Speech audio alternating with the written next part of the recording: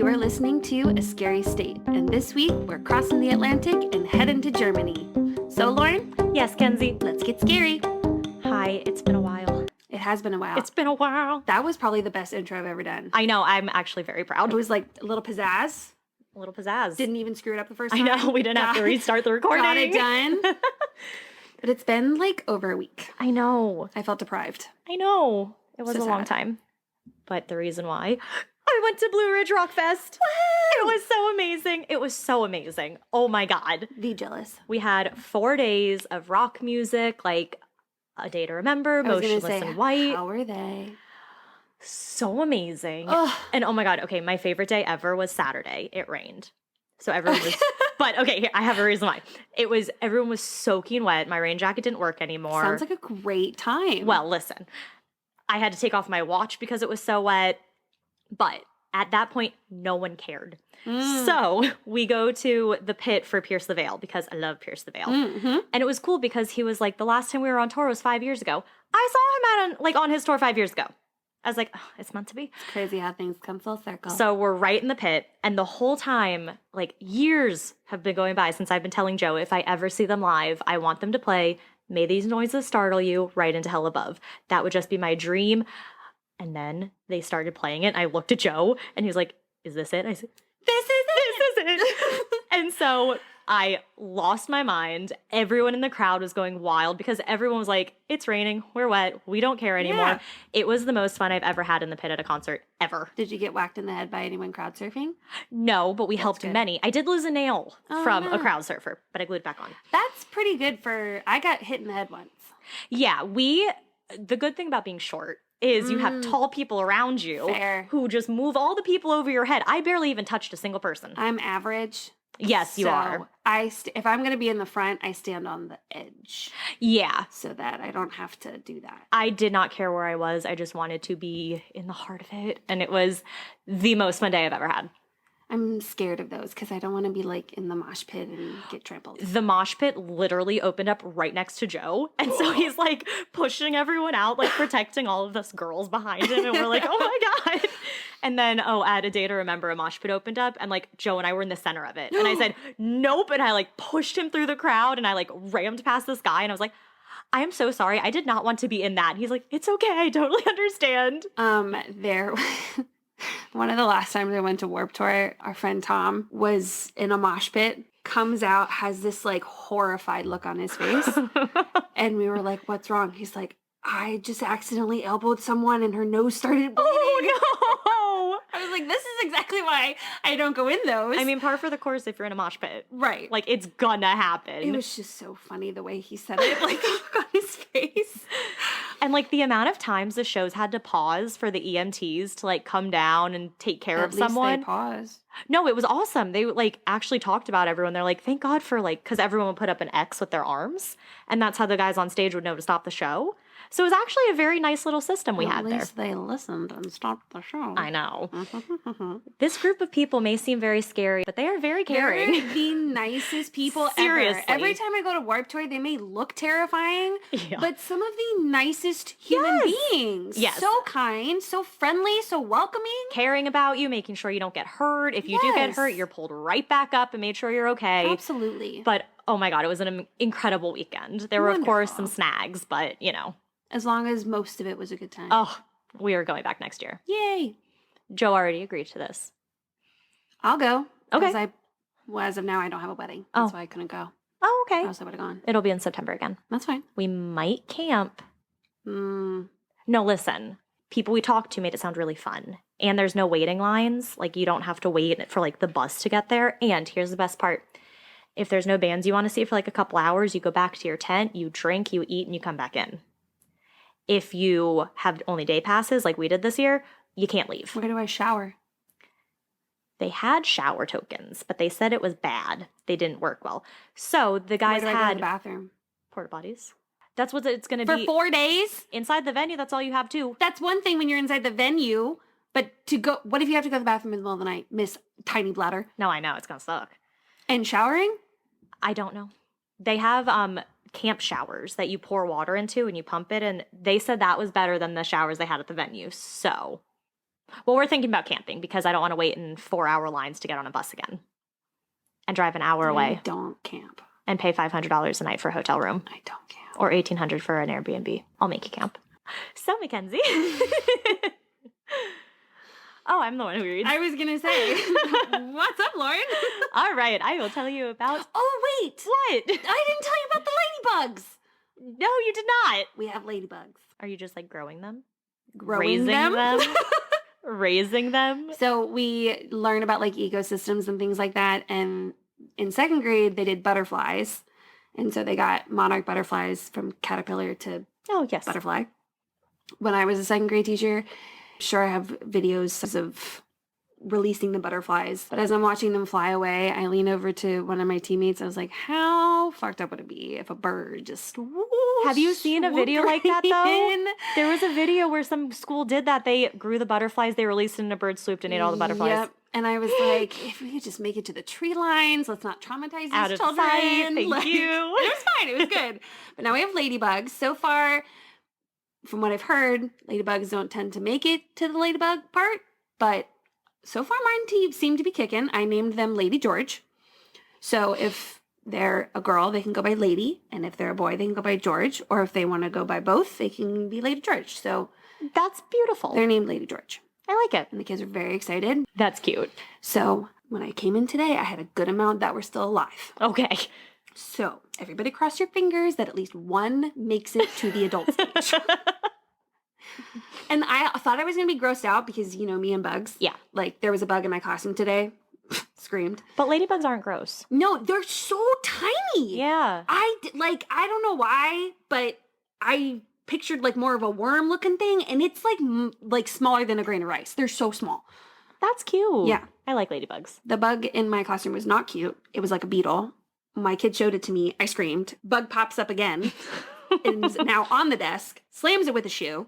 I'm still no help. Yeah. No. My assistant principal, like, peeks in, like, I was like, it's just a bug. We're good. I heard thumping. Like, thumping. We're fine. Just a bug. And so, yeah. You would have hated where we stayed in North Carolina. We walk in. It's a beautiful Airbnb. Like, the Airbnb was beautiful. But we walk in, and there's a centipede big old thing on the wall. And it has, like, all these little antennas off of it. No. No, listen. I looked at Joe. I said, you need to kill it. So he grabs a shoe, he goes up on the bed, and he goes to hit it. It jumps off the wall, lands on the floor, and I hate this word, scurries into the closet. So I said, Joe, kill it. I can't sleep in a room with a bug. He goes in, he can't find it. So what we did was we closed the closet door, we took a towel, and we stuffed the towel under the door, and we're like, you are not coming out. We didn't see it for the whole time we were there. Awful. Apparently, they kind of have infestations in North Carolina of these bugs. So if it's the one I'm picturing, my dad has them all the time at his old place, and almost the same thing happened. It was in the bathroom, and it was big. Sometimes they're small. No, these ones are big. This one was big, and couldn't find it. Dad couldn't find it, and it was like, at first, he was like, you're going to be fine. But then I started sobbing. And my dad doesn't know what to do with tears, so he's like, okay. Your dad needs to have fake bugs around, so when you can't find one, he can take one of the fake bugs and, like, throw it away so you think it's been killed. Yeah, well. Also, Royce, you're saying hi. He's huffing and puffing into the mic. It's probably because I screamed. It could be. Well, that's when he ran in here. I apologize if I hurt anyone's eardrums again. All right, so let's talk about Berlin. Guten Tag. And that's about all the German we are going to get today. So Germany has 16 states, and one of those states happens to be the capital, Berlin. As of 2020, Berlin has a population of 3.77 million. Not like I think that's the size of New York City. I have no idea. Give or take. Size is so weird. Berlin is a very popular place. Each day, there are about 435 new people who move to Berlin. Oh, wow. With only 327 moving out. So that means that over 100 more people are moving into the city than moving out of the city. Wow. Berlin is so large and its public transit system is so extensive that someone calculated that all of the trains, buses, and trams travel a daily distance that is equivalent to going around the Earth 8.7 times. Wow. Yes. It is one of the largest cities in Europe, obviously. Cool.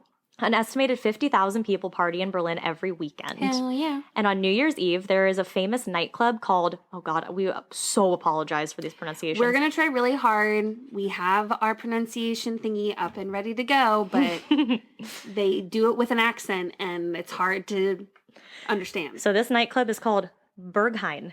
And they party nonstop for 50 hours. 50 hours? Yes. So you could party and legit not see the sun for close to 3 days. The Berlin Zoo houses over 1,380 different animal species, making it the most visited in Europe. Do they have otters? I don't know. That's a good question. Probably. I would assume a zoo would have otters. Some of my girls were trying to teach me Arabic, and they just kept saying words and like looking at me and my other teacher, and I was like, these don't sound like what they are, and you're looking at us as if it's, and then they'd be like, it's the sun, as if obvious, like duh. And I'm like, I don't, okay. Anyway, so they were starting to go through animals, and I was like, well, what about otter? And they were like, I don't know. So we asked one of the other teachers who speaks Arabic, and he's like, we don't have otters. Like, it's just, he was so funny. He was like, it's just otter with an accent. Like, and I was like, yeah, I mean, I guess that makes sense. Otters don't necessarily live in like the desert. Yeah. So it was really funny. So Berlin has some interesting vending machines. One is the vending machine at the Fritz Club where you can buy shoes from the machine, which would be really awesome after a night out wearing heels. You can just go buy like a pair of flats. That was at the wedding I went to in the girls' bathroom. Oh. They had sandals. How incredible. Right? Such incredible. There's another vending machine where you can withdraw small gold coins up to 250 grams. It's located in the Galleries Lafayette in Friedrichstrasse. Beautiful. Thank you. Berlin has 9,950 streets, 1,635 kebab shops, 574 bars, and gets about 13.5 million tourists. Wow. There are 9 castles here. Ooh. The specialty beer is the Berlin White, made from wheat. It has slightly bitter and sour notes. And that's like a big thing. Like they're really proud of this beer. I feel like if you're going to have Oktoberfest, which is like all beer, you got to have good beer. Yeah. But yeah, that's like their specialty. So if we ever go to Berlin. We should go to Oktoberfest. I'd love to go to Oktoberfest. As soon as I get over my fear of flying. You can take your pills, whatever. I'll get you on that plane. Yeah, okay. And then I'll drink. It took 17 years to build the Holocaust Memorial in Berlin. 17 years? Yeah, because they took such care and made sure it was as extensive as it needed to be. They have over 80 Christmas markets, which I want to visit one day. That's cute. Berlin is the greenest city in Germany, with 44% of it covered by forests, rivers, parks, and waterways. That's awesome. Yeah. The oldest restaurant is the Zur letzten Instanz and has been around. It's been around for 400 years. Wow, that's so cool. I know. And you think of our culture, our history in America, we're like, oh my God, we weren't even here 400 years ago. We weren't. Yeah. And then these places, it's like, oh yeah, that's probably one of the biggest reasons why I want to go to Europe is the history. The history behind it. It's incredible. Especially to go to Castle. That'd be so cool. I'll go with you. Okay. There are 13,169 unmarked graves in Berlin. Wow. So the Berlin patient was the first man to be cured of AIDS, and he was treated at the Charlotte University Hospital. He received a marrow transplant, and following that showed no signs of the infection since 2017. As of the date of the article I read, I could not find the date, but it was sometime. I couldn't find it. The patient is still alive today. That's cool. Berlin only has about 160 rainy days. So they have... I love that. Yeah. So they have more museums than they have rainy days, and there are over 180 museums. So every rainy day you could go to a museum. I know, I do too. The International Beer Festival is held here, which takes place over 3 days and offers beers from over 300 breweries and 2,000 different kinds of beer. Is that not Oktoberfest? This is the International Beer Fest, so this is something different. Oh. It actually sets the record as the longest beer garden in the world at 2.2 kilometers or 1.37 miles. Wow. I know. And obviously the Berlin Wall is located here in Berlin, and at one point separated East and West Germany. It was built in 1961 and finally knocked down in 1989. Mr. Gorbachev, knock down that wall. Who, by the way, did not know he was still alive. Gorbachev? Yeah, he literally he just died recently. Which I didn't... Is he a good person? I mean, he built the wall. Because I don't know if, people in Germany would be sad that we, are talking about him. No, I don't think he was... Okay. I don't think he was well-liked. Oh, okay. I think he... Because I would be like, should we pass on our condolences? No, I think he was part of when... the Soviet Union was partially, the reason there was the wall is because half of it was controlled by the Soviet Union. Mm-hmm. And I think he was, I don't know if he was necessarily a part of it, but something like that, because one of our presidents was like, Mr. Gorbachev, knock down that wall. And I don't know if it was when it first was built or right before it got knocked down. So I think it was, I don't know. I don't know. I can't answer history questions. I don't know. I don't know. Our condolences to our British listeners. Yes, we apologize. Well, no, we don't apologize. We send our condolences. Yeah. All right, Mackenzie, what are you going to tell us about Berlin, Germany? So we're taking a trip back to post-World War I, but pre-World War II Berlin. And it may be a story that you've heard before, especially if you're from Germany, but it is new to me, so I thought I'd share. Okay. And given the time period, there's kind of some missing information and some contradicting information. Naturally, yes. But it's still a fun story. Trigger warning, this story does talk about sexual assault of a minor, and suicide, so please do what's best for you when deciding to listen. You got that down now. Oh, hell yeah, I do. So, Karl Friedrich Wilhelm Grossmann was born in December of 1863. Oh, what a night. Late December back in 63. What a very special time for me. But you said 1863? Yeah. Oh, yes. Probably slightly different. Maybe. I don't know. When I reread this just now, the song popped into my head, which is why I started singing it. Oh, yes, of course. And oh, by the way, the title of my little column for this is The Gross Beginning. That is very clever. Thank you. He was born in Neuruppin, which that's how it sounded, and I'm trying to do with the accent. I think that sounded beautiful. Neuruppin, Germany. So there's not much background on his early life and growing up, but there is a lot on his criminal life. There is much on his criminal life. Grossmann was a rather gross man. You are so proud of yourself, aren't you? Yes. That's funny. One source described him as looking, quote, skinny in his oversized suit with a menacing scowl seemingly permanently fixed on his mustache face. Another described him as large and ugly with a surly disposition. Okay. But all sources agreed that he was sadistic, mean, and became known as the neighborhood boogeyman. Oh. Grossmann had a variety of jobs over the course of his life. Factories, farms, butcher shops, and even spent some time in the military during World War I. He was supposedly medically discharged, although one source says that he was protected from the draft because of his extensive criminal record. Okay. And part of this is supposedly he was, like, when he was a butcher was during World War I. Mm-hmm. But there was a couple that said that he was actually in the military. Okay. So maybe he was, maybe he wasn't. All agreed, though, that he preferred a job of begging. I don't know why, but all of them were like, here are all the things he has. This is how he made most of his money, but he liked begging the most. Okay. I don't know. Even though he did not live in the best part of town, Grossmann made a pretty good living for himself, doing better than most during post-World War I Germany. Grossmann had up to 25 convictions prior to being known as the Berlin Butcher. Dang. In 1883, he served time for begging, and that was the only decent crime that he committed. Mm-hmm. So he liked begging the most, but it was a crime. I guess. Is that why he liked it the most? I don't know. Because he's a gross person. Fitting name, then. Oh, I also saw a couple of sources that said his name was George. So they all agree there's a Karl and a Grossmann. Anything in between, not so sure. So from there, it escalated to an incident with a sheep in 1896 in Mannheim. And then the following year, he was convicted for sexual assault of an underage girl. Good, yes. Great guy. Oh, it gets worse. His 25th conviction was the sexual assault of a 10-year-old and a 4-year-old who unfortunately died shortly after the attack. Oh my God, Mackenzie. I told you it was getting worse. He only served 15 years. Of course he did.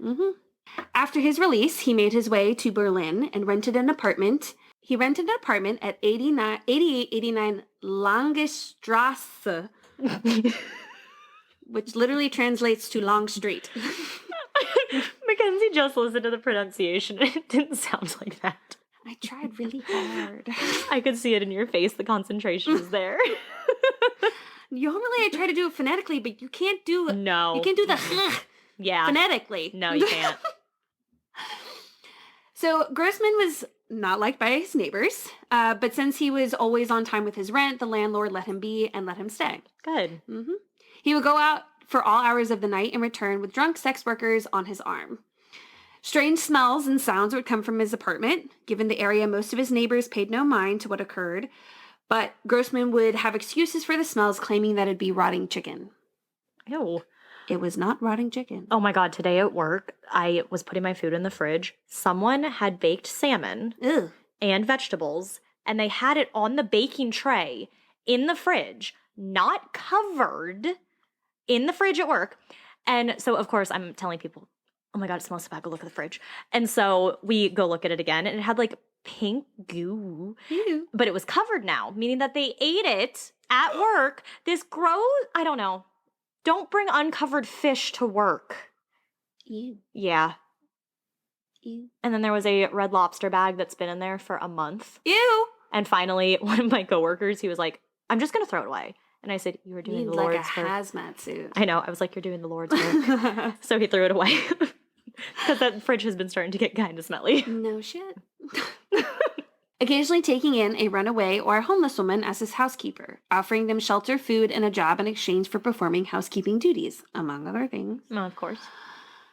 The women did not last long, though, in his employment, and he would soon be out on the streets looking for their replacement. Post-World War I, Germany had fallen on hard times. Many were looking for jobs and an income wherever they could find it and whoever they could get it from.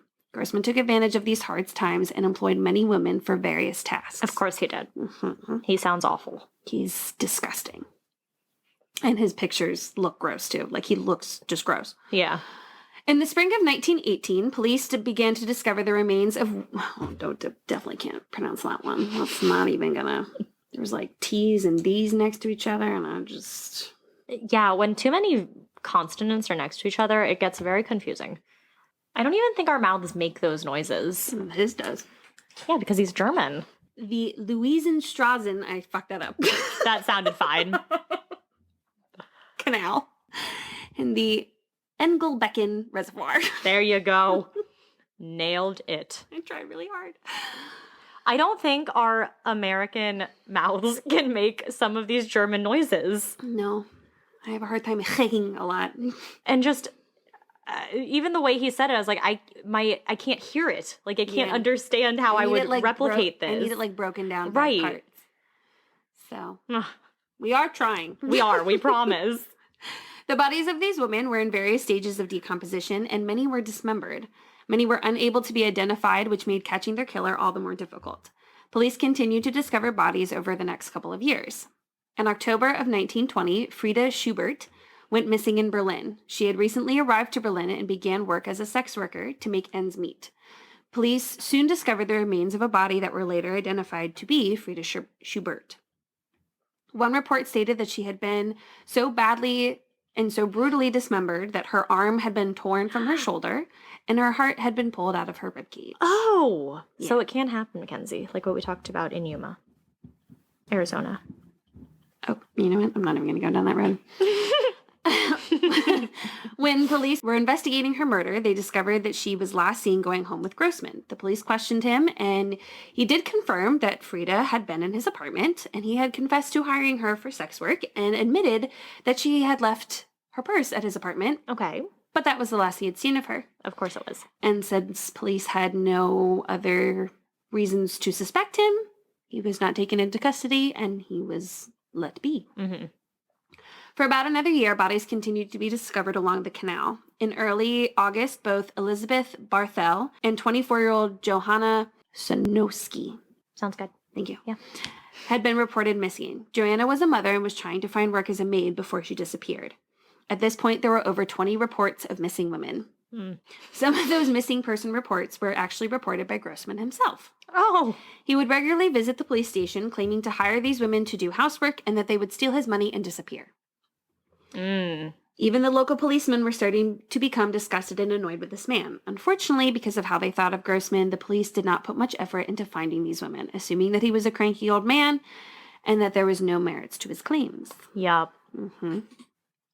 For the most part, Grossmann's neighbors did their best to ignore him and the people they saw going into his apartment, although no one seemed to notice that most of them did not go out. Yeah. At one point, Grossmann had created a separate entrance to his apartment to be able to escort his victim straight to his room. One of his neighbors became suspicious enough that they drilled a hole into his door. Oh. They saw Grossman abusing the women he brought home and tried reporting him to the police, but because of the area they were in and the common occurrence of domestic violence, police hardly followed up on these reports. Mm-hmm. On August 21st, 1921, Marie Nietzsche was walking through Andriesplatz Park when she came across Grossman. Marie had just been released from prison after serving a month-long sentence. It did not say for what. Grossman offered to buy her food and drinks at a local pub. Later that evening, Grossman's neighbors were once again woken by strange sounds coming from his apartment.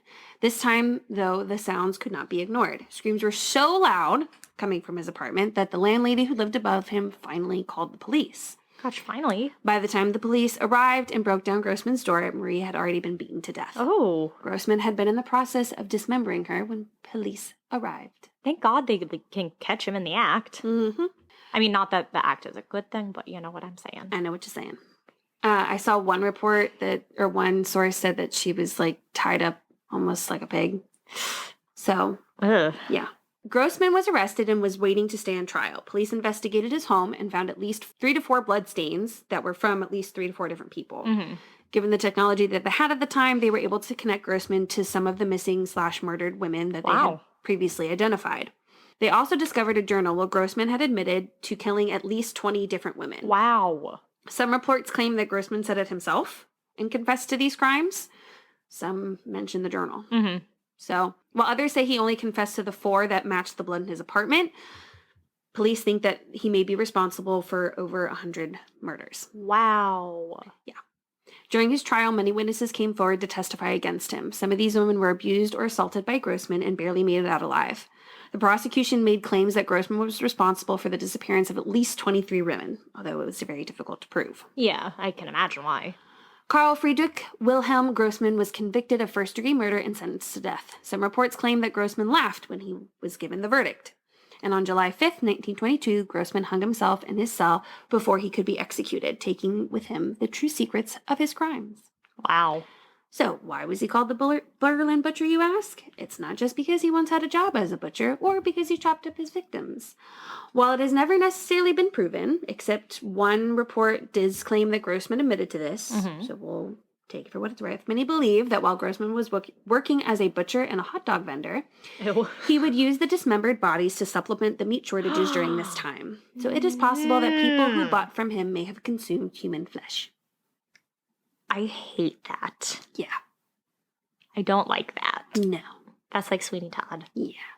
There was a couple other murders going on at this time, and one was a pedophile and one was a cannibal, and he was just a little bit of both. Oh my God. So I was going to mention them, but then I was like, well, if we come back around to Berlin, we have something to talk about. Yeah. So, of course, he was mentioned in that Criminal Minds thing that I found. Mm-hmm. And while he isn't directly mentioned in the episode, there's one in the early parts of the early seasons. Yeah. Where they're looking for these, I think it's these missing women, something. And they have a search party doing all these things. They're being served food. Oh, God. And before they knew that the unsub was the unsub, he was the one who made the food. Uh-huh. And the girl that they were looking for, they ate. Stop. I hate it so much. No. Oh my God, I hate it so much. There are stories like that where people will do that and they'll feed it to I can't remember one. There was one story where this guy killed someone and he invited their family over and he fed them their loved one who they were missing. I know. So that's the story of Berlin Butcher. Oh, did not think that was how he was going to be named the Butcher. I thought that I would put a nice little bow on that story. Yeah, because when you were like, oh yeah, he worked as a butcher, I was like, that's it. And then you're like, he cut up his women. I said, oh, that's it. And then, nope. didn't put it together why it would be that one. Because apparently during this time, it was very much emphasized that there was a meat shortage after the war. And for some reason, he was never short of meat. Ah. So. Yup. Can put 2 and 2 together there. Yep. I hate it. Yep. Absolutely. Well, thank you for that. You're welcome. Sweet dreams. So, today I have a story for you. I would hope so. Yeah, this is really awkward. Hey, Mackenzie, I didn't have anything prepared. So this is the disappearance of Rebecca Reusch. This case is commonly known as the disappearance that shocked Germany. So Rebecca Becky Reusch was born on September 21st, 2003 in Berlin, Germany to parents Brigitte and Bernd. Rebecca had two sisters, Vivian and Jessica, whom she was extremely close to. Not too much is known about her early life, but at the time of this case, Rebecca was 15, and like many 15-year-olds, she was into K-pop, TikTok, and especially Instagram. Hell yeah. She actually had more than 30,000 followers on Instagram. Wow. Yeah. I wish we had 30,000. I know. We did the same thing. Her mother said, quote, "The house was alive. There was a lot of movement in the house with her." She also described Rebecca as a fun-loving but also thoughtful person and that she had a very cheerful demeanor. She also had dreams of becoming a stewardess or a model after she finished school, two very different things. I was just going to say that. Yeah. Rebecca was extremely close to her sister Jessica, who was 12 years older than she was. Oh, wow. So when Rebecca was 15, her sister Jessica was 27. Rebecca would spend a lot of time at her sister's house in the district Brits of Berlin with her sister, her brother-in-law Florian, interesting name, and her 2-year-old niece. On February 17th, 2019, very recently, Jessica and Rebecca were planning on having a girls' night at Jessica's house. This worked out perfectly because Jessica's husband, Florian, was going to be at a coworker's late Christmas party. So, it's February, and they're having a Christmas party. They're suspicious. So this was a school night for Rebecca, but her mom let her go, as long as Rebecca promised to make it to school the next day, which she agreed to. The girls' night went well, and the girls watched a couple movies together, ordered pizza, before Jessica retired for the night in her room around 11 p.m.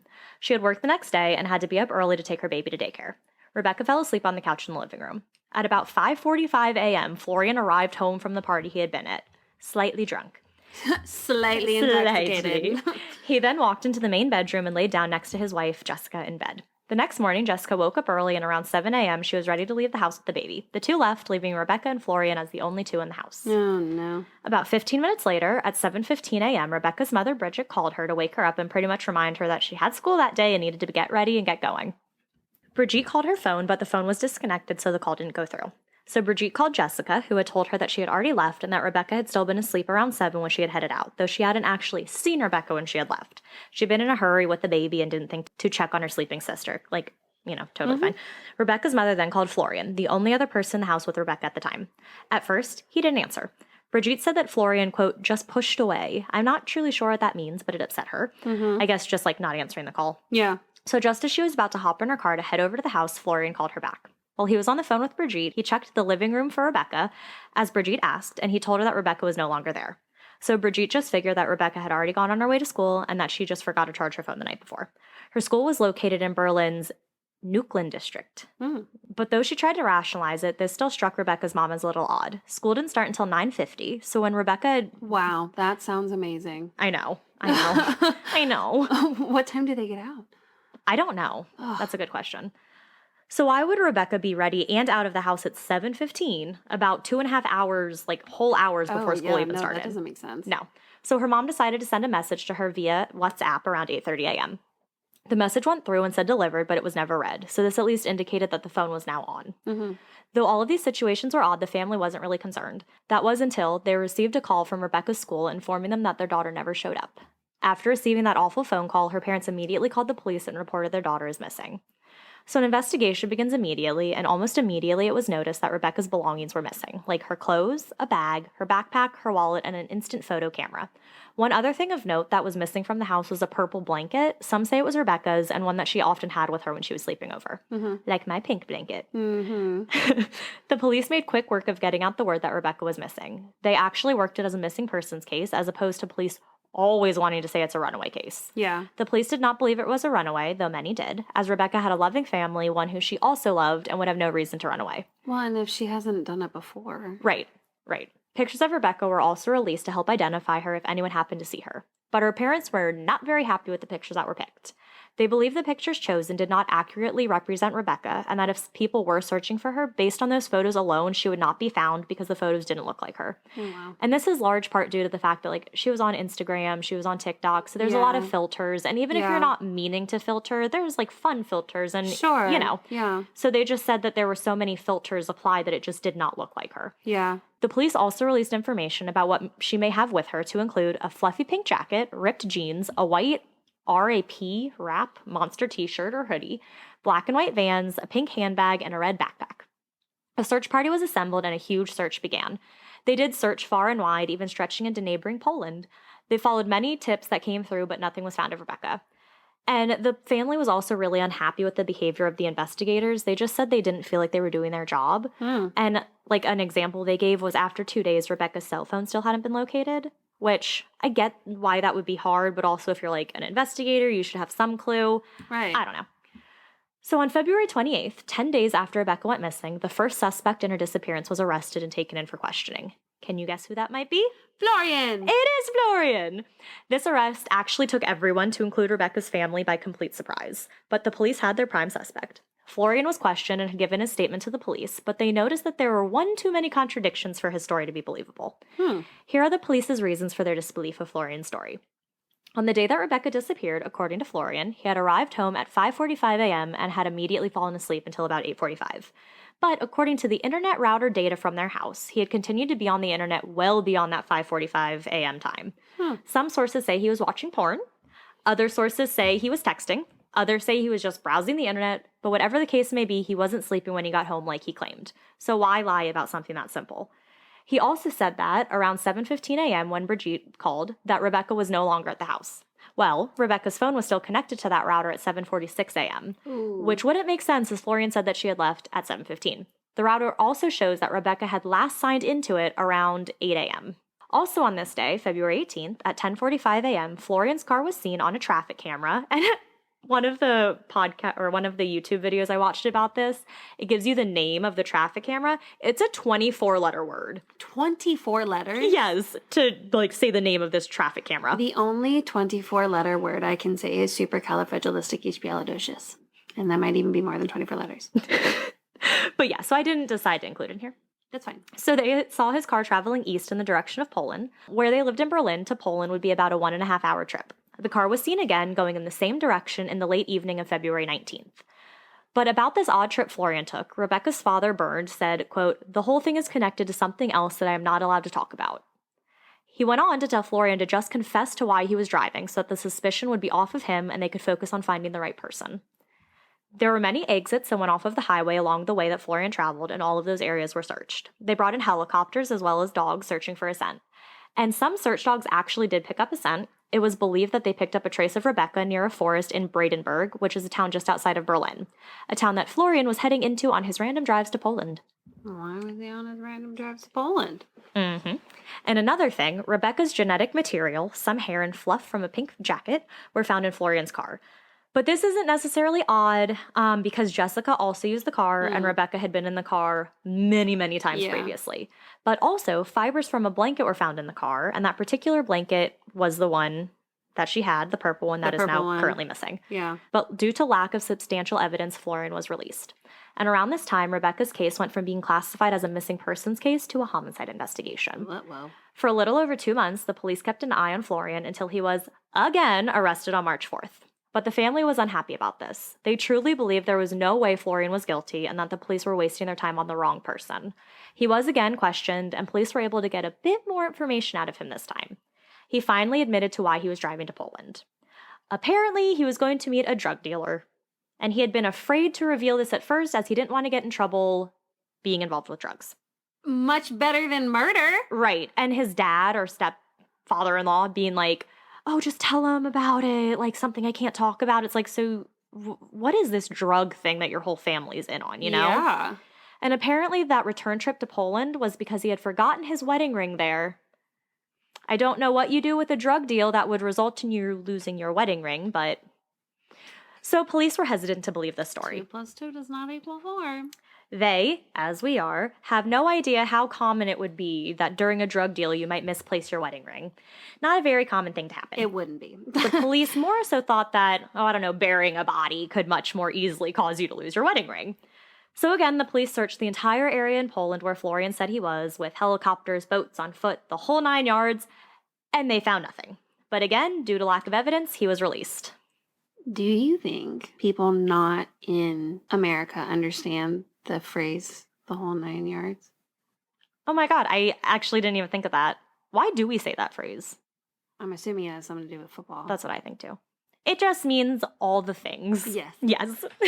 So I wanted to go over the many theories that are swirling about this case because she's a missing person.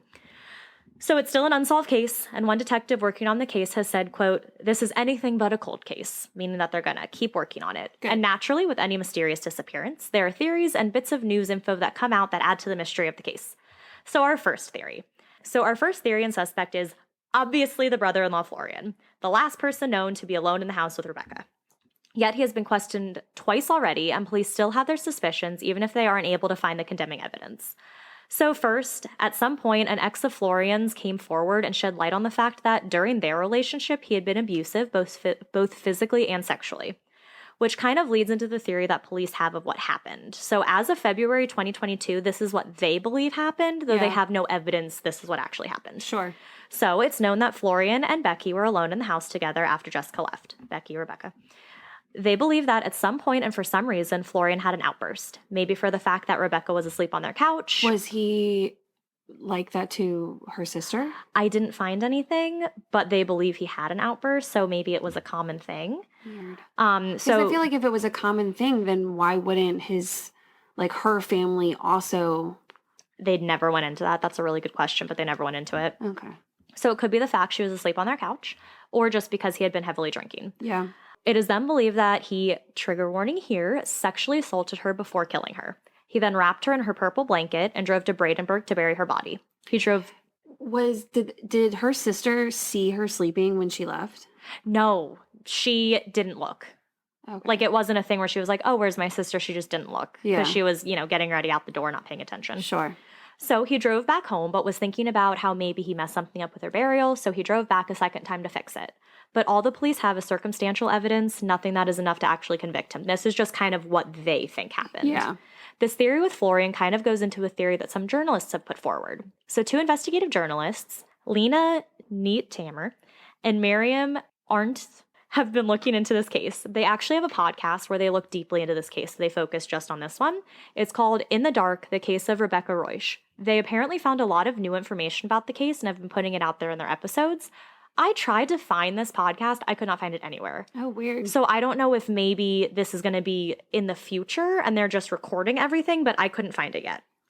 Would we be able to find it if it's like a German See, that's one? what I don't know, because it could be a German one. It is labeled In the Dark, but that could be translated. Right, because I was reading over some of the articles that I guess someone wrote about the podcast, and you could tell it wasn't written originally in English, because just some of the grammar wasn't correct, and some of it was just spaced weird. Yeah. These investigators also said that a group of horsewomen who were near Cummers... What's a horsewoman? Like people who ride horses. Oh. They literally called them horsewomen. Interesting. Who were near Kummersdorf in Brandenburg on the day of the disappearance, said they had observed a mysterious figure in the woods while out riding. This just so happens to be the woods that the dogs caught a scent of Rebecca and the woods that Florian had to drive through. The 3 women, her and her 2 friends, had been riding their horses out in the woods when they noticed a conspicuous... That's an English word. Come on, man. Conspicuous, right? No.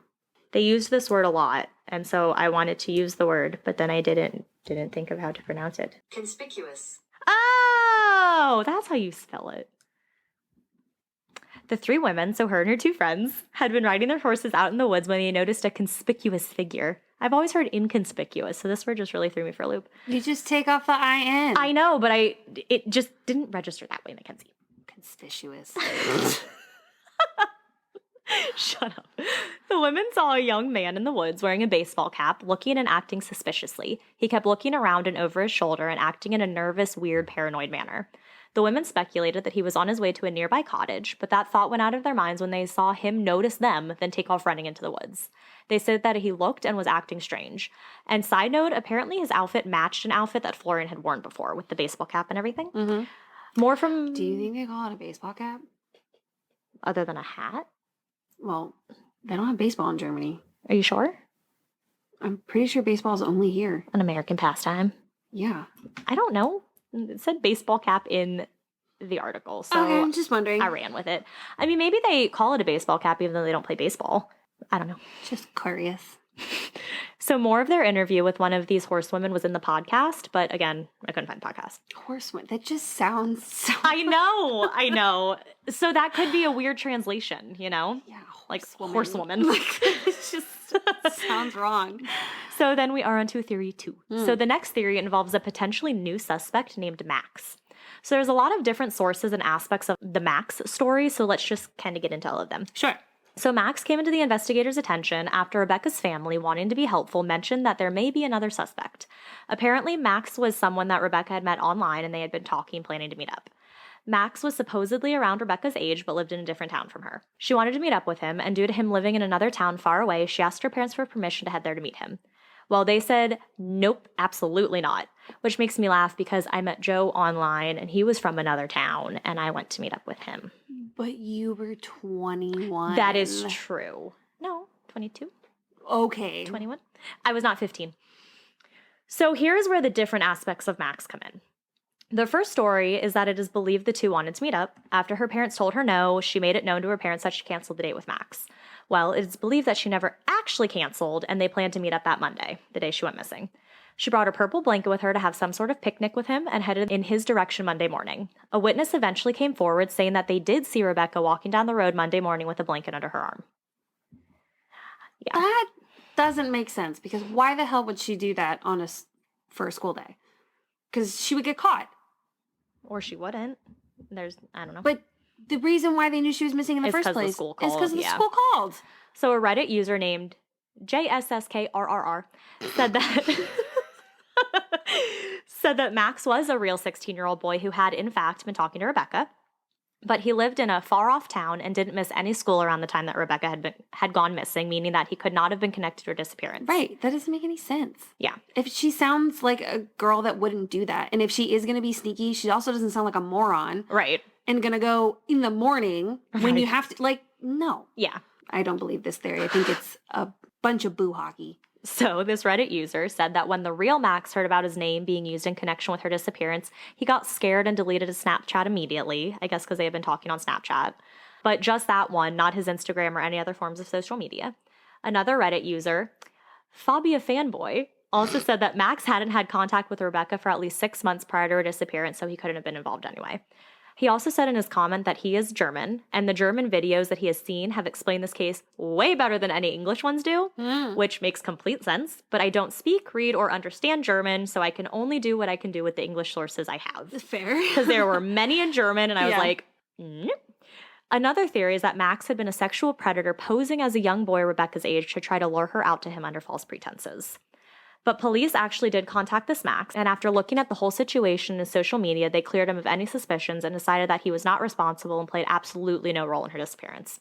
But Rebecca's mother had some thoughts about this. She was quoted saying, quote, "It was not Florian, so it must have been this Max guy if she is truly dead." They really wanted away from Florian. I know. Makes sense. I know. So on to theory 3. So the next theory has a trigger warning. This next theory is suicide. She did have a lot going on in her life. So apparently Rebecca had a boyfriend a year before her disappearance. They had a really unhealthy and toxic relationship. And when they broke up, she moved on to another guy she was interested in. But that guy rejected Rebecca's advances. Why? Because he was 21. So this left her heartbroken. This could make sense why a 10-year-old who also attended the same school as Rebecca had told her mom that she had seen a blonde girl arguing with a guy and then crying for the rest of the day. So yes, Rebecca was blonde, but I'm sure that 50% of the other girls at the school are also blonde. So, yeah. And there's also the power of suggestion. So if she's like, "Oh, did you see Rebecca?" The little girl was like, "Yeah, I saw Rebecca." Yeah. You know. You would not believe the things my third graders tell me. Exactly. Like, we had a lunch bunch today, and they're just going on and on. Like, one of them was trying to tell me that Jesus died through, like, a guillotine. Oh, sweet child. Okay, what does AD mean to you? So BC, what does that mean to you? Well, what did we learn it meant? Usually it's before Common Era. Oh. What does AD mean? Okay, you're going to go with scientific answer. For some reason, I thought BC was before Christ. Yeah. And I thought AD was after death. Yeah. But that wouldn't make sense because that would have been 0.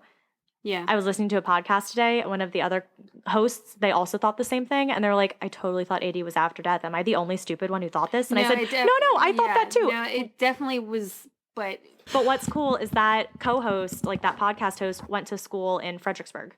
And so I was like, maybe it was like a Virginia thing. Well, I definitely know that in history class, it was before Common Era, but I don't remember what they said for AD. It was some weird thing And that is not after death. It was not after death. But yeah, no, this kid was telling me, he was like, yeah, you know the machines that like chop people's heads off? I was like, that was not what happened. I was like, who is telling you these things? Yeah, so that's why this 10-year-old cannot be trusted seeing a blonde girl crying, you know. So, Rebecca also apparently had a, quote, toxic group of friends, as labeled by the media. Gossip had been going around about Rebecca, and it was getting so bad that she was actually considering transferring schools. So it's just like a lot going on in her life. Yeah. There had also been a WhatsApp group message that came to light. All of this, like, after the fact, you know? Yeah. The group message was between Rebecca and her group of friends. Apparently, and I know I'm saying that word a lot, she had sent a message saying, quote, everyone has a reason to live. Their friends, their partners, their family. I don't. There is no hope. I just want to die. I know. There were times when she claimed she had to have friends over to her house because she was unable to get out of bed with how she was feeling. She never received help and never received a diagnosis because her parents didn't think anything was wrong. They thought her moods were normal teenage mood swings. No one's going to send a text saying they just want to die and have that be something you shouldn't look into. You have to have people come over to get you out of bed. Yeah. That's not a mood swing. Exactly. I don't like her parents. Yeah. So our fourth theory is human trafficking. So some believe that she had been kidnapped and sold to Eastern Europe to human trafficking. This theory comes from a photo that Rebecca's parents received one day. It was a photo of a girl who really resembled Rebecca. That photo had come from a prostitution forum. So of course the police investigated this. They involved Europol, which is like a international organization, I guess. So they involved them as well. And they were able to positively say that the girl in the photo wasn't Rebecca and that this theory really wasn't it. Yeah. Though it was proven false, people still claim to see Rebecca. Someone reported that she was spotted in Poland with an older guy. This Rebecca showed no signs of distress and seemed very happy. What was weird, though, about this sighting was that the witness said that the girl they saw was wearing braces. No photos of Rebecca that had been released showed her teeth, but she did, in fact, have braces. Oh, interesting. So that's kind of weird. Yeah. It wasn't claimed to be a credible sighting, though. Another Reddit user, their name was different AD8865, talked about how someone on YouTube they watched covered Rebecca's case. The comment said that this YouTube person mentioned that around 6 p.m. the day she went missing, Rebecca was seen by a good friend on the phone at a bus stop. Apparently, several witnesses did confirm this as well, but her phone was off by mid-morning, maybe suggesting she had two phones. Apparently, she had an appointment with a photographer and wanted to have nice pictures taken. She took the purple blanket with her to the photo appointment for some reason. This is this theory. Right. The commenter said that it is a well-known method among pedophiles that they will meet a girl from TikTok and will ask that girl to bring a blanket. Have you ever heard of that? No. I'm not really sure what this is, but they had this whole thing about it. Yeah, I don't know. I didn't look into it because I didn't want that to be on my search. So I did not look into that. No. But it is believed that Rebecca, at least they believe that Rebecca is in the hands of a kidnapper, pedophile, trafficker, and that her brother-in-law is actually completely innocent. So the fifth theory, and this is a very short one that has been proposed by her mother. So the day Rebecca went missing just so happens to be the birthday of Jungho Seok, a member of BTS. She was a huge K-pop fan, so her mom thinks that she traveled to Korea to find and meet her favorite stars. Super unlikely theory. Out of all the ones you listed. Right. And so one last thing. So these investigators I mentioned before about the podcast, they found one fact that could potentially shine new light on this case. So apparently a friend of Rebecca's told these two investigators that a Snapchat had been sent to her from Rebecca the morning she went missing. The snap was of her taking a mirror selfie of her outfit. That friend of Rebecca's mentioned how she was wondering why she was up so early, all ready to go, as, again, they didn't start school for like 2.5 hours at that point. Right. The friend quickly replied to the snap, but Rebecca never replied, and it showed that she had actually never opened or read it. These snaps are said to have happened around 8:30 a.m. In the snaps, Rebecca was already wearing her jacket. Investigators cannot prove that she actually left the house that day, but if she was wearing the jacket, then it was clear that she planned to leave the house shortly after she took the picture. But Martin Steltner, a spokesman for the Berlin public prosecutor, said, quote, "There is evidence that Rebecca was in the house and that there was a homicide here in the house. There is no evidence that she left the house alive with her belongings." So that also means, where are the belongings? Oh, yeah. Yeah. But and where's your phone? Right. It's weird. So if all these things were on, how the hell can you not track it? Exactly. That's also why the family was like, the investigators aren't doing their job. Right. Like, all you got to do is get permission from family. You're probably going to get it, so. And then you just go through the, like, phone people, like the phone companies, and you can get all that stuff with a search warrant. I don't know. Maybe it's different over there, though. We might have different laws than they do. Well, so I was watching this documentary of, I don't think it was Germany. Somewhere else in It might have Europe? been in the Netherlands. Okay. I can't exactly remember the specific country, but this woman had disappeared, gone missing, something like that. And the reason it couldn't be investigated was something with, it was like a suicide. There was a reason that it was like, oh, but because it was a suicide or because it was a whatever, according to this law, they couldn't investigate. It just ended. Interesting. And I can't remember the exact specifics because I know they didn't find her body. But like they were like, oh, well, because it's this, we can't keep investigating. Yeah. So like it's just gonna stop. Weird. Yeah. I don't know. Yeah, I don't know. But a relative of hers actually claimed that she saw Rebecca standing at a bus stop on the day of her disappearance, saying with certainty that it was Rebecca. So if this sighting is true, that would mean that Rebecca did in fact leave the house alive that day, and that her wearing her jacket could actually turn the case in a whole new direction if she did leave. Just track the phone. Well, they can't find the phone. Yeah, but if it's on. But at one point, they didn't know if it was on or not. Because they said it was turned off What by time did mid-morning. she send the snap? 8:30 a.m. You could at least track it up until that point. Yeah, but if it was at the house, I don't know. Rebecca's family also has appeared in a multi-part documentary that is streaming on RTL+. I tried to look this up. It is a Germany streaming platform, so that wasn't happening. Yeah. Sadly, experts don't believe that Rebecca is alive any longer, but her family is still holding out hope that one day she will return. So still, many years later, this case remains unsolved. Oh, wow. Yes. So that is the case that shocked Germany. I feel like if we just track the phone. Yeah, I feel like there's a lot of things. And I feel like if they didn't do it within, like, enough time, like, right away, you know, you kind of lose all hope there. True, but the data never goes away. After a certain amount of time, some places it does. Like some phone companies, they won't hold the data anymore. And so if you're over that time, it's just gone. Yeah. Because it's like, at the very least, even if it's off and you can't track it anymore, you could at least see where she was up to that point. Yeah, even if it pinged somewhere. Right, exactly. Yeah. And so if the, like, I don't know, just... And there might have been an update on her case, none that I found, but there could have been something in German that I wasn't able to read or open. So, but at least from the YouTube videos I watched and everything, there had been no updates as of like early this year. Yeah. Well. So that is Berlin. Berlin. Not great. Wild. All right, well, thank you for listening, guys. Yeah. Please follow us on all the things.